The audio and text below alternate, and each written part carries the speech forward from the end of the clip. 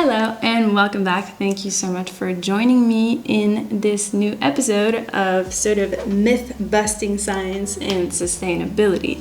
Today I'm going to be focusing on the inconspicuous and quite insidious, actually, concept of greenwashing. So I'm sure many of you have already heard of this concept, but this video is a bit different because I'm going to be diving in really the core of greenwashing and how it's sort of moved away in 2021 from greenwashing to this new concept that is called eco-bragging. And in this video, I'm also going to have a really well-researched case study about the brand Adidas. So whether you love it or you hate it, you should definitely stick around because I'm going to be talking a lot about this brand. So first, we're going to go over the definition of greenwashing. So the definition of greenwashing is behaviors or activities that a company does that makes you feel that they're actually doing more to protect the environment than there actually is. So the definition in itself is quite simple, but it works in a very insidious way.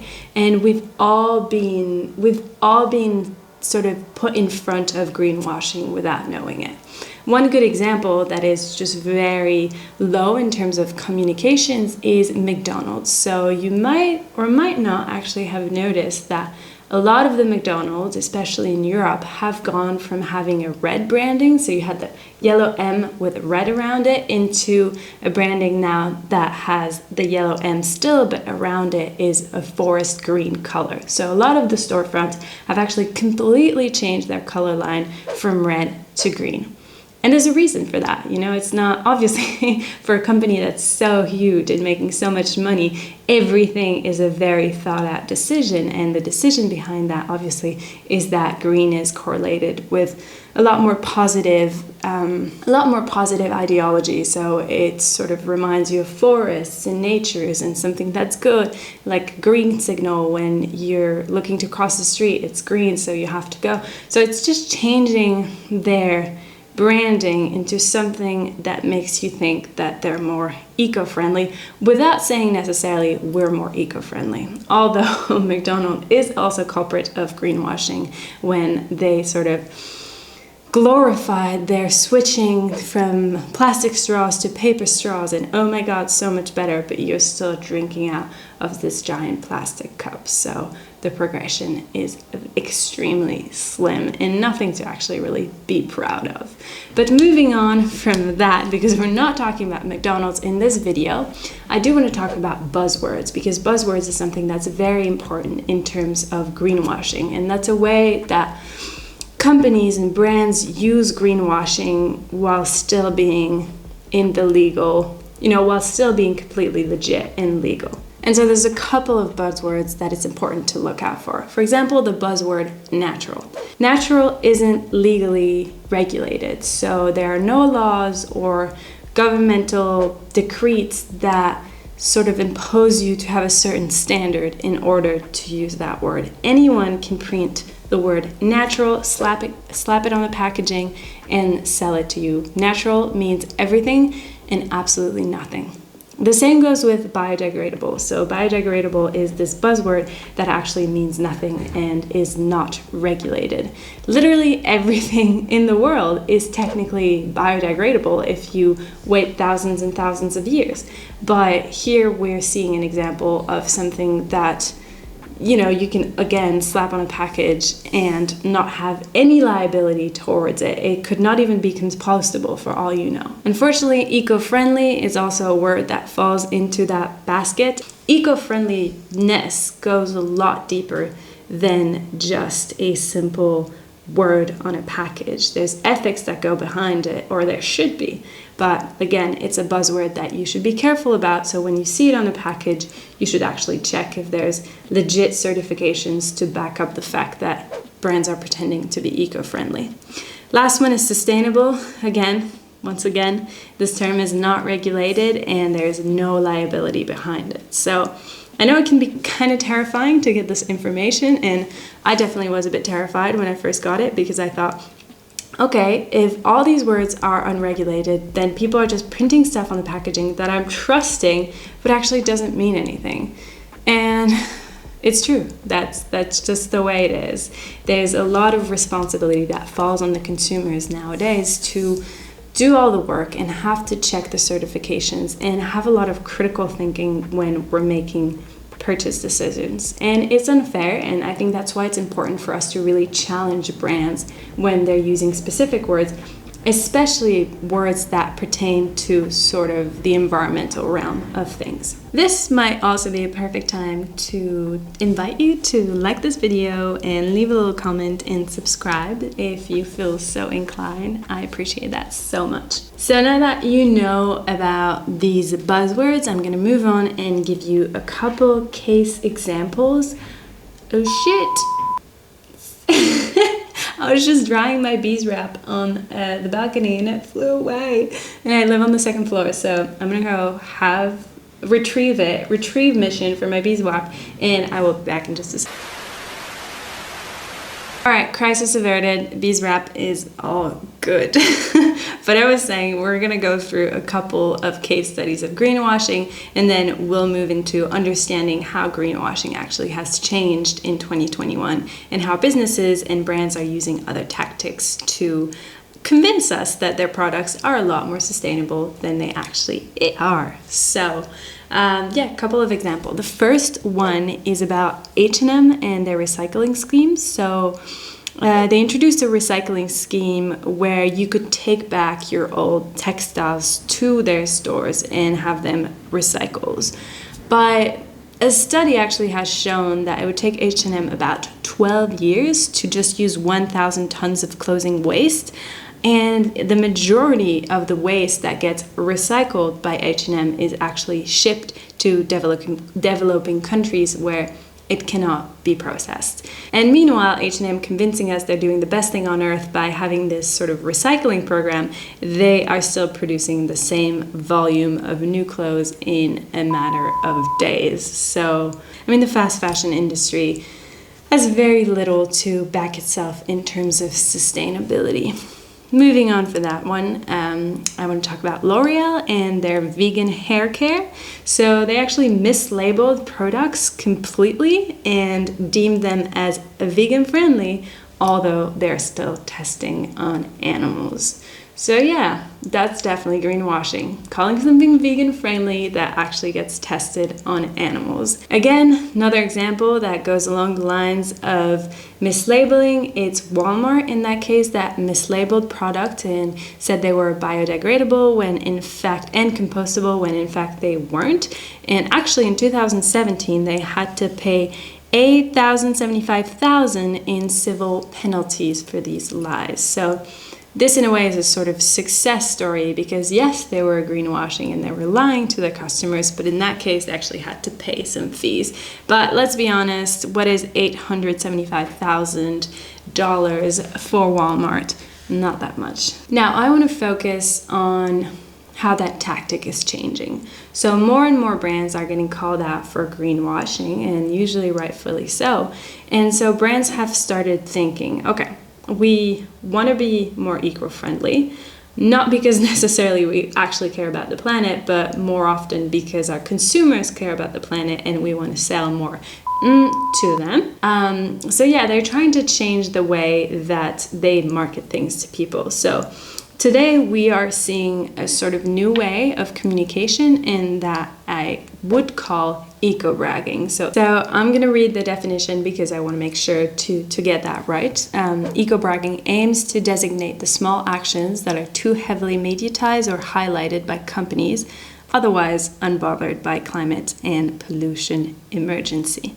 So today I'm going to be using one case study to sort of highlight the idea of eco-bragging and how it's being used as this sort of new advertising technique. And obviously, as you might have guessed from the thumbnail of this video, it is about Adidas. So Adidas is a multinational, originally a German sportswear company. It's actually the second largest sportswear company in the world. And I want you to remember the information that I'm about to say, and it's the fact that this company has a net worth of $16.48 billion US dollars. So just keep that in your mind when I'm talking about all the wonderful things they're doing for the planet. I've picked Adidas as a brand to sort of scrutinize for a specific reason. So Adidas is quite a well-loved brand in Europe. A lot of people buy it. A lot of people have these sort of iconic Stan Smith shoes. And before I start dissecting what they've done wrong, in my opinion, I do want to say that any step in the right direction is a good step.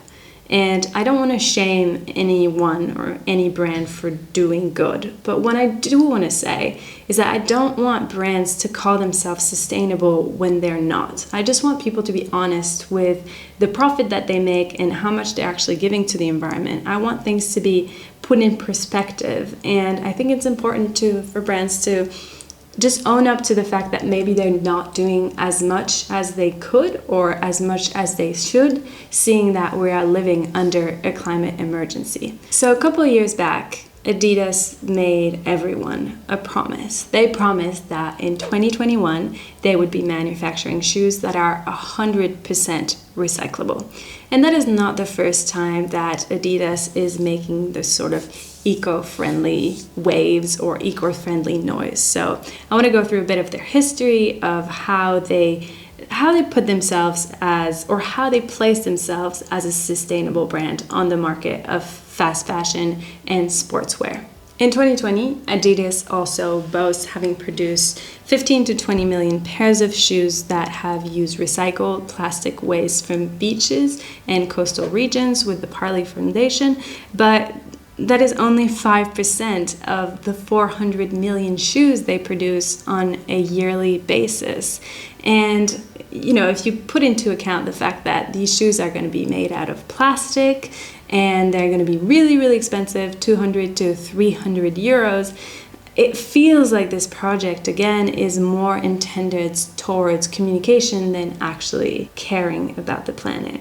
So while Adidas is doing a lot of things that are positive for the environment, what I question is how much noise they're making about it. If really they are the pioneer of sustainability at a brand level, then everyone needs to be really worried because we need to have much higher standards than that. And I think Adidas is really sending some mixed messages lately, because in 2015, Adidas announced that it would be building these sort of speed factories. And the point of these speed factories was to employ less people, but was to sort of optimize some of the creation of the shoes, but have these speed factories be located in countries where they're the closest from the demand. So these speed factories were, for example, located in Germany for the German buyers. And I think that was a really smart thing. They also had them in the United States, and that was really good. These speed factories, unfortunately, were very short-lived. In 2019, Adidas announced that it would be removing the speed factories from these developed countries like Germany and the US to export them to developing countries where it's much cheaper to run. So obviously no one is perfect, and I'm not asking for any brands or any person to be perfect, but I'm just asking for people, and especially for brands, to own up to their responsibility to the planet and to act in consequence. So I don't want to leave you here thinking I hate Adidas and I don't think you should buy your shoes there, because it's not necessarily true. I just think that brands need to be more open to change and to actually work on solutions that really matter. So I also won't leave you without telling you what types of solutions I think Adidas should be focusing instead of throwing a couple millions here and there. One thing that I think Adidas could do is join the 1% for the Planet program and give 1% of their profit back to environmental nonprofits. I think it would be a great way for them to engage in the fight against the climatic crisis that we're living right now. Another idea that I have that I think would be a lot more powerful in terms of impact would be to look into engineering new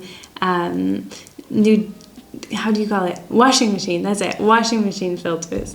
Because garments that are made from recycled materials can actually be really harmful for, not for your washing machine itself, but for the oceans. And so when you're using plastics to make these garments, and when you're washing them in the washing machine, it degrades into microplastic that goes directly in the watersheds. So that means you're actually putting more plastic back into the ocean by using plastic recycled garments. So I know it sounds like, oh, another problem from one solution, but it's about finding the ways to do these things right. So where Adidas could be really powerful and could play some engineers is in finding ways to find filters that actually retain those microplastics so that they don't end up in the ocean. So I think that closes the chapter on greenwashing and eco-bragging, and more specifically Adidas as a brand.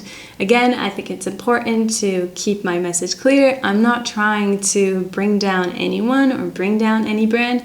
I just want a lot more transparency and actually want a lot more actions from these brands that are responsible for a lot of the waste that we have on this planet. So yeah, just shifting responsibilities and just trying to be better as people and as brands and to consume better. So thank you so much for sticking around and listening to this video. Like and subscribe if you enjoy it, and I hope I see you in the next upload.